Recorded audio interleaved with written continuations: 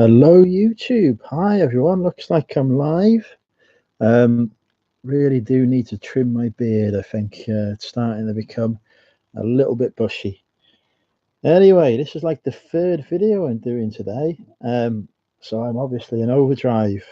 First one was an eBay sales update video that I needed to upload. I'm nearly a month behind on those. And then I've also uploaded a video on how to use Flashback Express to record sales updates, because I know Steve Green had asked for a bit of help with that. And to be honest, I'm getting sick of seeing his shaky hands filming with his mobile phone. I'm only joking, Steve. I love you, really. But yeah, I thought I'd go live this afternoon to talk about anxiety, mostly because I've had enough of work. Hey, Rob, good to have you with us. Yeah, I hate anxiety too. So yeah, I am now live and people are joining us, which is good. Um, so yeah, definitely thought it'd be useful just to have a chat that's not on the Monday night mental, because you get quite a lot of people on that chat. Wanted something a bit more intimate to talk about anxiety, our experiences of it, what it means for us, because it's different for each individual, and try what we could do to try and promote understanding as well around it. Because when I was sort of first diagnosed with anxiety back in 2012, and I had a diagnosis of something called generalized anxiety disorder. Aye, that's the one, Rob. Same here, mate. And I had no idea what that meant. I mean, that was just some words, and had the word disorder in it, so that instantly made me think, well, there's clearly something wrong with me here, wrong with my brain or whatever. It had the word anxiety in it. Didn't really understand what that meant. And then I generalized, and it's only this year I found out what the generalized bit of it means, to be honest. But yeah, so I thought it'd be useful to sort of break that down a little bit. There's different types of anxiety you can be diagnosed with as well. There'll be what are called sort of panic disorders, which is where you get sort of panic attacks. And actually, panic attacks is something that a lot of people suffer from, and a lot of people sort of seems to be two extremes when it comes to panic attacks. You know, if you're experiencing one yourself, you can quite often think you're having a heart attack because your heart's racing, your breathing is out of control, you're sweating, um, and you're struggling to, you're struggling to breathe sometimes. Um, and yeah, so a lot of people do confuse that with a heart attack. It's not a heart attack, unfortunately. It is, yeah, the arms going to spasms, all sorts of things. It is literally, I mean, when I have it, it's usually just an increased sort of heart rate that I experience, maybe a sort of a bit of a feeling of dread and some sort of palpitations. And it can be over in, seconds, or it can be take a long time. Hey, Chrissy. Yeah, Jad, panic disorder and health anxiety. Any social anxiety there as well, Chrissy? Because yeah, so there's as I say, there's various different types of anxieties or anxiety. There's obviously the generalized anxiety disorder. There's panic disorders. Shrek is at LGBT. It's definitely a troll. Um, I don't. I have promised if I get to 500 subscribers by Bristol that I will renounce Shrak's trollhood. So, please feel free to unsubscribe so I don't get to 500 subscribers and resubscribe after April, because nobody wants to see me do a humiliating climb down. Anyway, we digress. So yeah, you got social anxiety, which can be, you can feel completely fine in your own company or around people that you know well, such as family members, etc. But you go out into public situations, public events, or you're meeting new people, and you experience those symptoms of a panic attack that I was sort of talking about before. Your mind goes into overdrive. You find that you can't speak to people, or if you can, you're sort of stammering. You appear to be dead nervous. Um, you know, for me, it manifests as like somebody will speak to me, I'll look blankly at them and then walk away, and it's not because I'm being rude. It's usually because I'm just feeling so anxious about speaking to that person. I just don't know what to do, so I just walk away. Yeah, and people can misinterpret it, as you say, Chrissy. It can be people think you're being sort of stuck up or arrogant or something like that.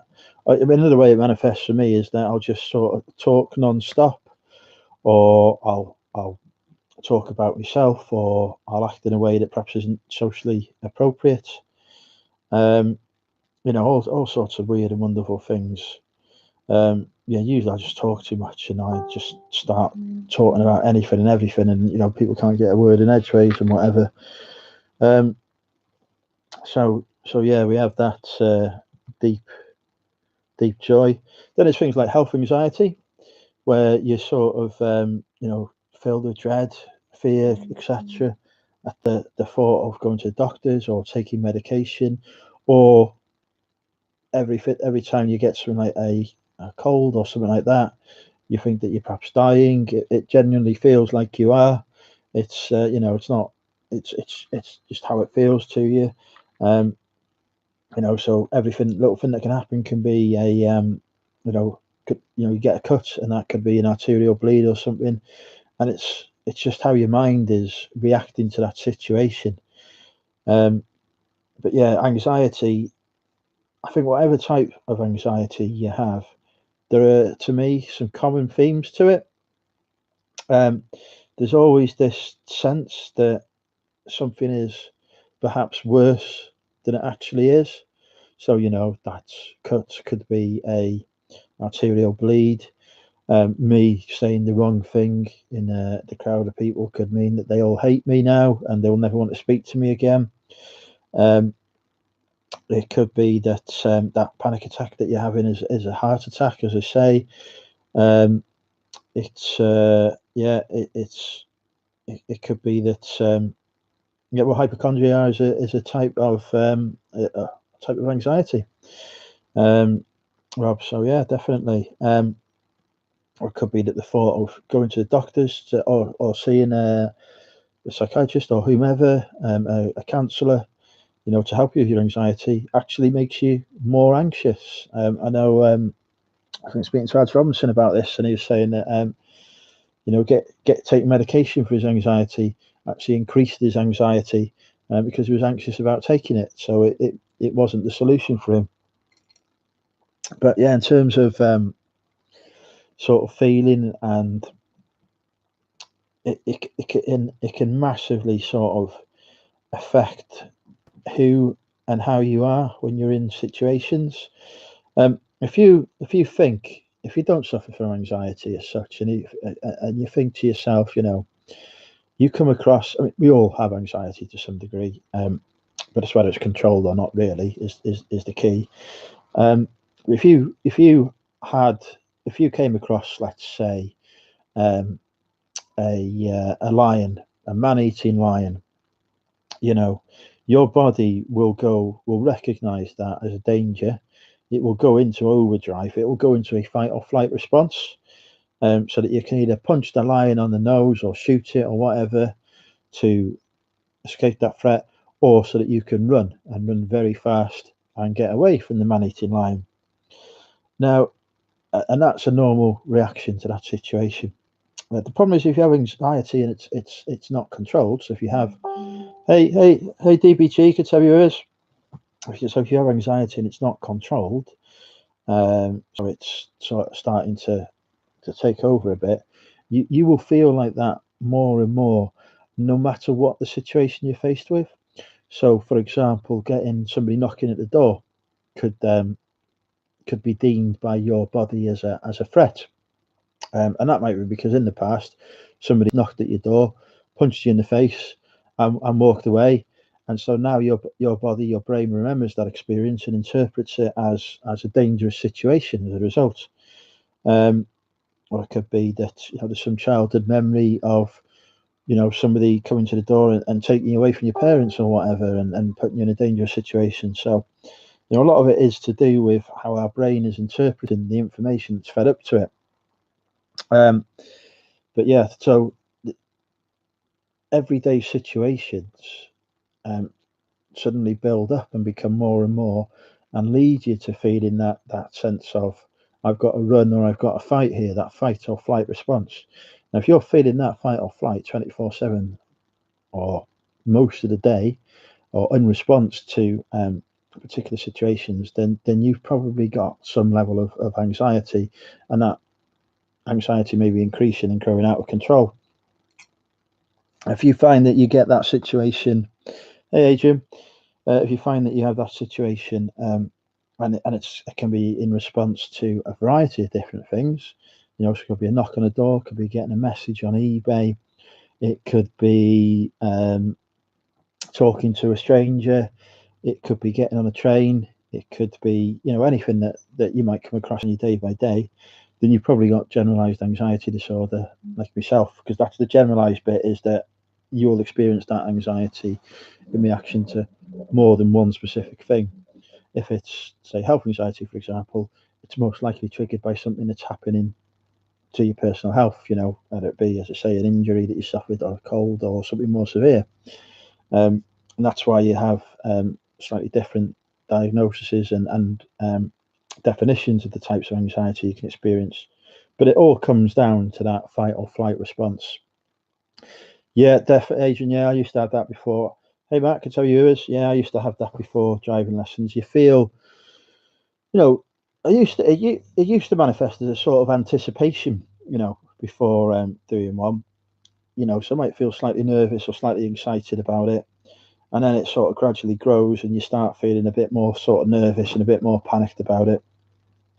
Um, but then if you get into it and you feel fine, then it's really just a normal bit of nerves, and then you're driving along and you've forgotten about it a minute or two later.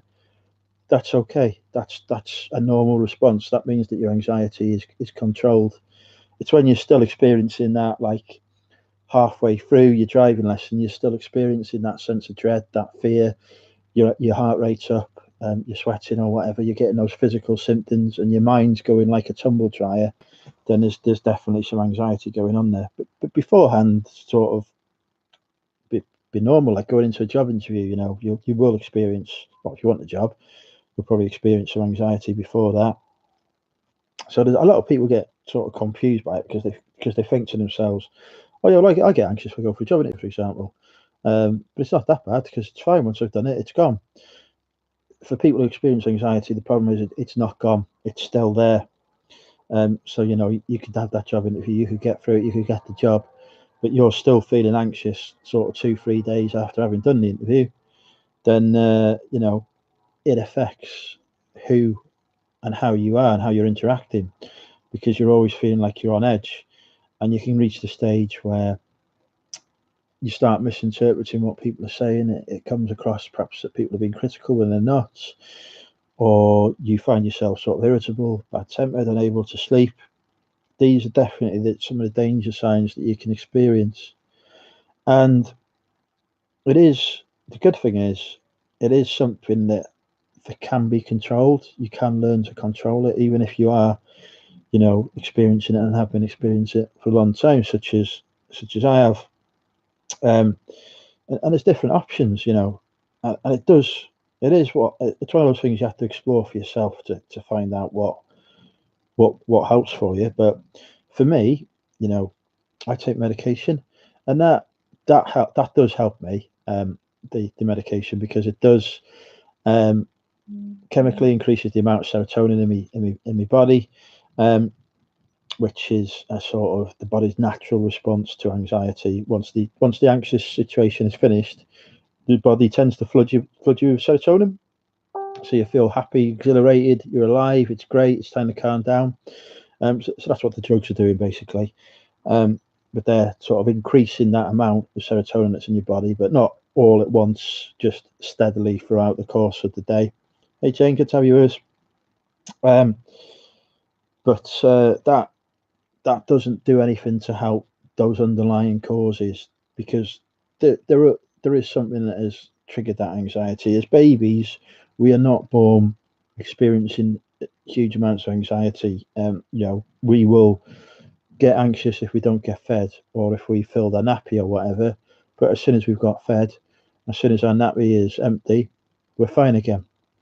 You know, we might, as we get older, start to get anxious when we recognise signs of danger. You know, um, we'll learn something is hot, not to touch it again, that sort of thing.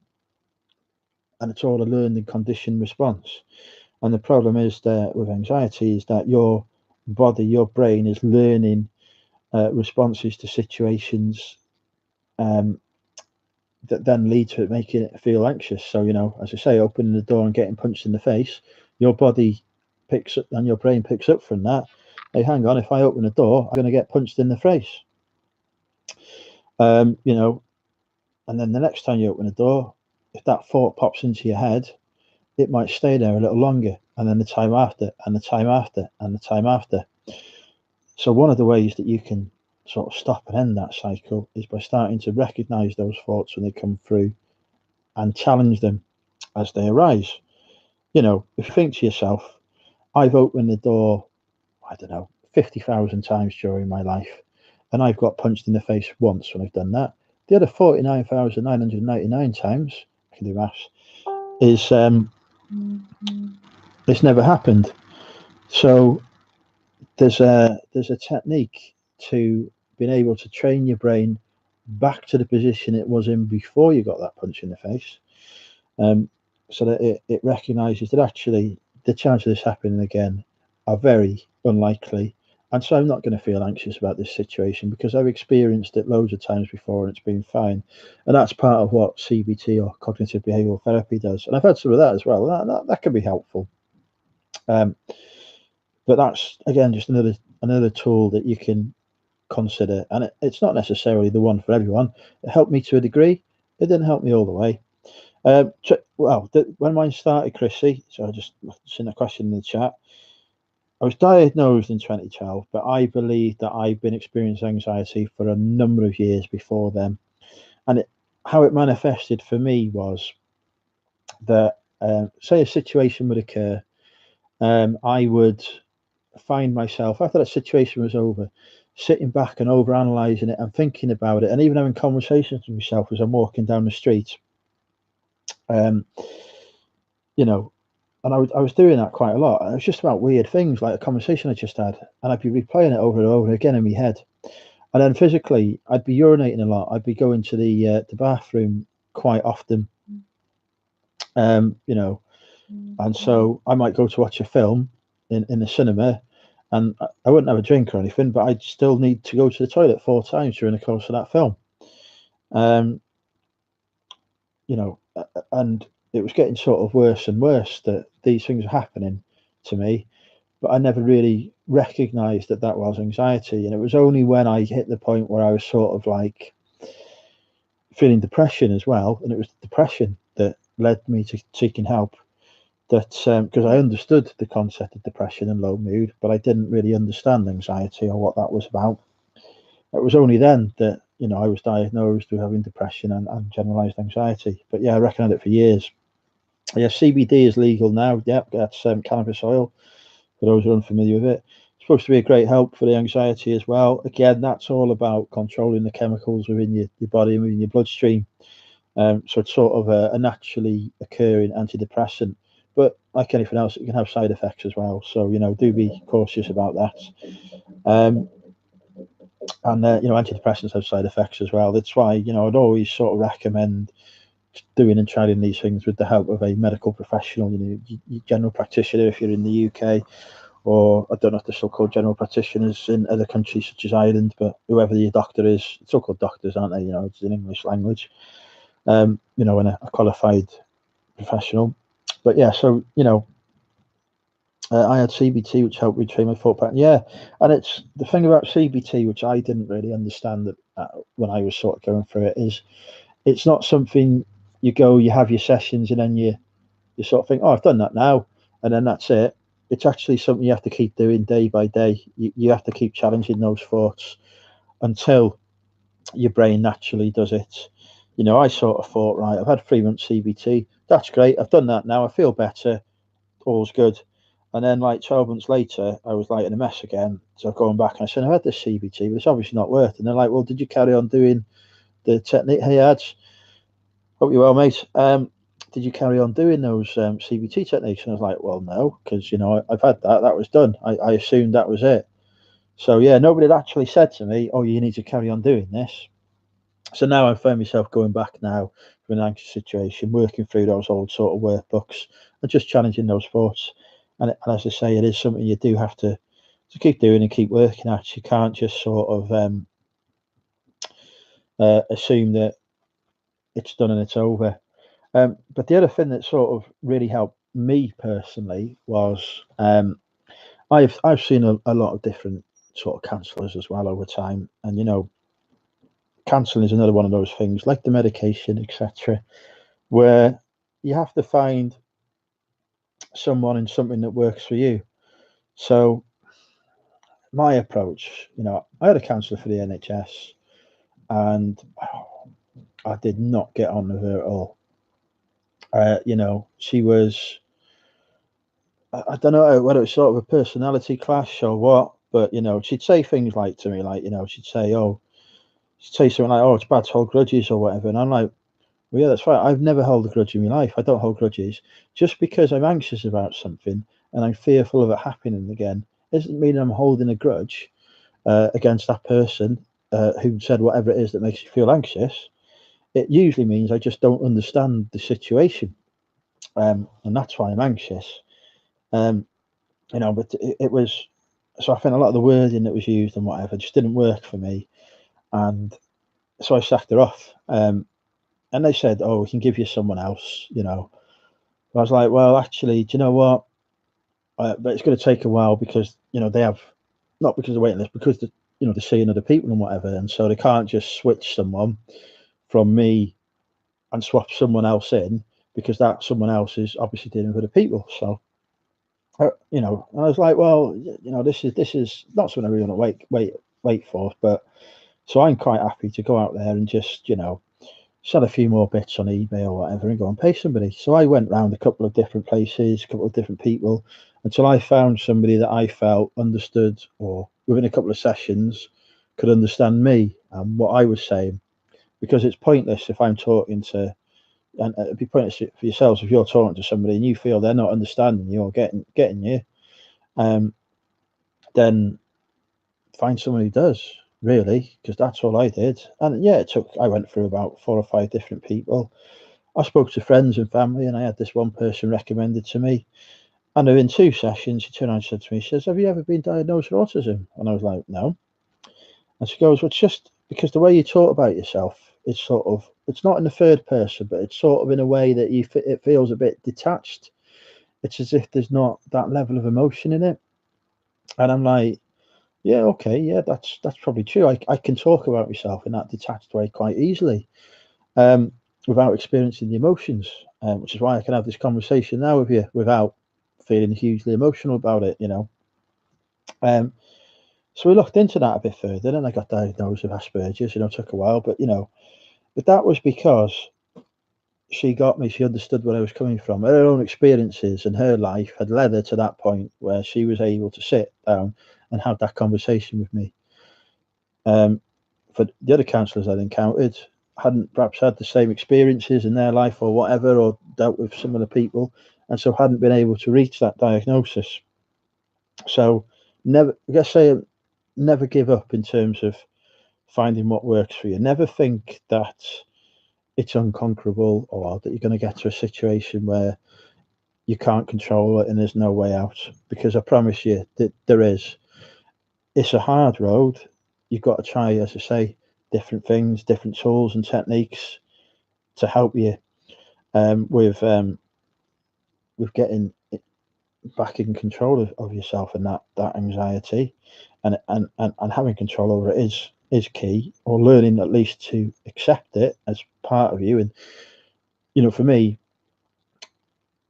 I still have anxiety. Well, actually, I haven't had one for ages, but I still experience anxiety attacks.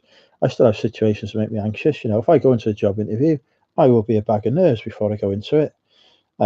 If I did an exam the other week, and I was a bit nervous about it beforehand, and I was slightly panicky during it, but I passed it. It was all fine. And afterwards, I was like, "Oh, thank goodness that's over." I'll go and get a drink now. I'll calm down, and that's it. It was done. Whereas, before I'd sort of changed the way I think and deal with my anxiety, I would have still been probably waking up 2, 3 days later having sort of nightmares about that exam. But now I sort of, and thanks to the sort of the therapy that I've had, I now sort of think of it as, well, this is something that, I'm always going to have, I'm always going to feel. But hey, do you know what? Even despite that, I'm still achieving things. I'm still doing everything I want to do. I can still quite happily go get on a plane, go off to America or whatever by myself, and have a great time over there. You know, and I might have a night or two where I'm like, don't fancy going out tonight. I'm feeling a bit anxious, whatever. Do you know what though? I'm going to take the opportunity to experience some of the American television and have a look at that. And whatever. And I did a bit of that when I last went to America. But whereas perhaps before I might have been sort of beating myself up for not going out and taking the maximum possible sort of opportunities of everything that was in front of me, and I'd have driven myself to a state of exhaustion. I've just realised I'm on top chat, I'm not on live chat, I'm missing all your messages. Um, Sorry about that, guys. Right, I'm on the live chat now. So yeah, it's not easy to get there. I recommend understanding what anxiety, not just being given a diagnosis or a definition by somebody, but taking the time to understand and not being afraid to understand what anxiety is and what it is for you. Like I say, for me, it's a physical thing that can manifest itself. You know, I know if I'm going to the toilet a lot, that's a sign for me that I'm feeling anxious. Even if I'm not necessarily feeling it at the conscious level, I know I'm feeling anxious, and maybe I need to take a minute or so to see if there's anything going on that's making me feel like that. Or it might just be that I just had 2 litres of Sprite. But if it is, I can then say to myself, well, actually, it's because you've had 2 litres of Sprite, mate. There's nothing to worry about. Carry on. Um, or, you know, if I'm, or mentally, it might be the fact that I can see myself trying to have 5 separate conversations going on in my head at once, if that kind of makes sense. Um, so I'm sort of like, thinking about 5 different things at once, but it's like it's visible to me that that's happening. I'm thinking, okay, my brain's working too quickly here; it's going to burn out. Just sit down a second, um, have a look what's going on around you. Don't worry about what you're thinking about in your head, mate. Just have a sit down, have a look around, and this is called mindfulness, by the way. Just have a sit down, have a look around. What's the weather doing? What's the wind like? How does your skin feel? How does and just thinking about what's going on in that moment around me. And then all of a sudden I find that my head is just thinking about one thing or two. I'm okay if it's thinking about 2 things. If you ever do meditation, you'll discover that there's usually about 1,000 different thoughts that are popping into your head at one point anyway. So, you know, uh, or you'll just fall asleep like I used to do in meditation. But yeah, so it's a very personal experience, but it does have commonalities. So, as I say, you'll experience those sort of mental effects. If you see yourself being really irritable with people all the time, and other people notice it as well, you'll get feedback from people. They'll say, "Oh, you've been really grumpy" or whatever, and that used to really wind me up. Yeah, falling asleep definitely the best part of meditation. Yeah, so when I used to have like 2 or 3 hours of sleep a night at most when I was if I was lucky, in fact, when I was sort of at the height of my anxiety. Um, so going to meditation classes, because I was exploring different ways to deal with it, and going to meditation classes and just getting half an hour's sleep was just a relief to me, to be honest, at that time. I was paying £5 a time to go to a guided meditation session just so I could have half an hour's sleep. But you know what? It helped me in that regard. You know, I felt better afterwards, and I wasn't feeling better because of the meditation. I was feeling better because I had half an hour's sleep. But fine, that was okay to me. But yeah, don't be afraid to explore those things, and try them. Meditation wasn't the thing for me because I don't have a neurotypical brain, so it was never ultimately gonna help me in that regard. But I didn't know I didn't have a neurotypical brain at the time, so But for other people, it's absolutely the idea. It helps calm and center them, and there's a lot of people who are able to manage and control their anxiety thanks to meditation. Um, so yeah, I can highly recommend it. Um, but as I say, it's about finding the thing that works for you. CBT, I do believe, helps a lot if you keep practicing it and keep at it. If you don't do the work, it won't help you. Now I do that, it helps me a lot. If, as I say, the medication won't make you better. Um, it won't make your anxiety go away. But it will help mask some of those symptoms so that you can function, and it will give you the time. And I'll talk about this more in terms of I'll do a live on the benefits of medication.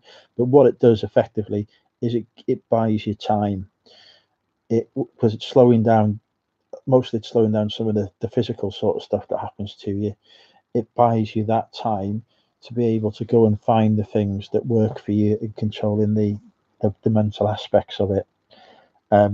Because trust me, if you're experiencing fight and flight every second of the day, until you've got to the situation where you're not experiencing that, you won't necessarily be able to pick up the things that CBT can do for you, that meditation can do for you, that therapy can do for you.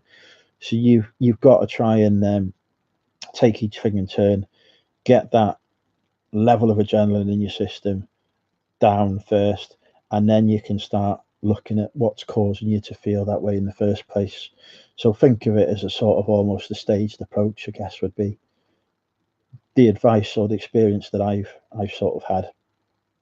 And then, as I say, don't say no to different things just because you think they're a daft idea or whatever.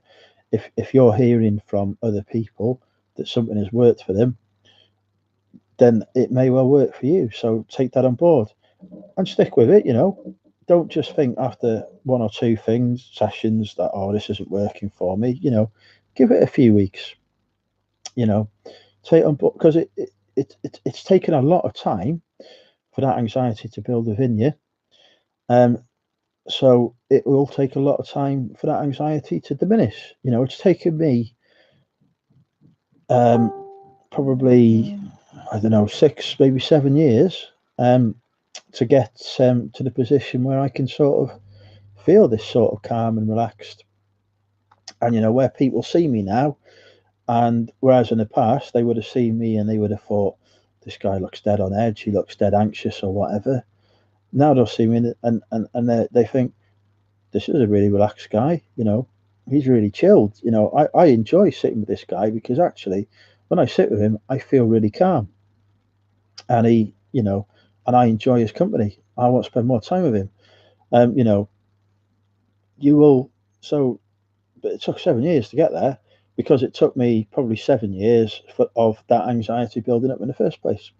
So don't beat yourself up if it's taking you a while to get to where you want to be. Just keep in mind that you're doing this for yourself, for your benefit. As retro reselling, as Matt says, keep an open mind about it, And one of the things that keeps me going is, as well as, is when I reach the position of, if I'm starting to feel anxious or a bit low, I just remember to myself, I think about how I was in 2012, how I felt back then. And I know that I'm never going to feel that bad again. I just know it because I've had sort of what they call mental health crisis since, and it's never been as bad. Never ever has it been as bad. So I know now if I have a panic attack later, I doubt I will, but if I did, I would know it's okay. It'll be over in a bit. Once it's over, I just carry on and go what I'm doing. I don't mind stopping what I'm doing now to recognise I'm having this, to acknowledge it, and ride it through. And when it's done, it's done. Great. I'll go watch the TV or something. you know, because I've accepted that will happen, and that is a part of me. Um, and you guys get to the same position as well. You know, you can, people watching this, or watching this on the catch up or whatever. I promise that it can and it will and it does get better. And it doesn't mean that there won't be dark times or hard times ahead, because there will be things that happen in your life that you can't control that will make you feel anxious. You know, you might lose a loved one, for example, or you might get into a car crash or whatever, you know, so, and that will perhaps lead to a period of anxiety, or you might lose your job or whatever. You know, I'm not trying to, I'm just trying to say these are events that will happen. Don't worry about them happening, obviously, but you know, this is something that might happen. But if it does, you will get through it, and you'll be okay again, or you will be more okay than you are at that moment. I think the first episode is always the worst. Yeah, it is the first time. Or I mean, when I was diagnosed, getting a diagnosis did nothing for me. I know for a lot of people they find it quite cathartic and it helps them. For me, it was just I was just given some words. You've got generalized anxiety disorder and depression. I was like, right, okay, I don't know what that means. I've got to take some medication. Right, okay, so is that what it means then? So to me, that was what it meant. I've got to take some medication. And then 6 months down the line, well, I'm still feeling like this. I'm taking the medication, it's not doing anything. 12 months down the line, exactly the same. So, well, then I was thinking, well, you know, what's going on? I went back to the doctors, you know, well, what's changing your life? Well, nothing. What's changing your thought process? Well, nothing. Well, then you're still going to feel the same, aren't you? Maybe so. Maybe you've got a point.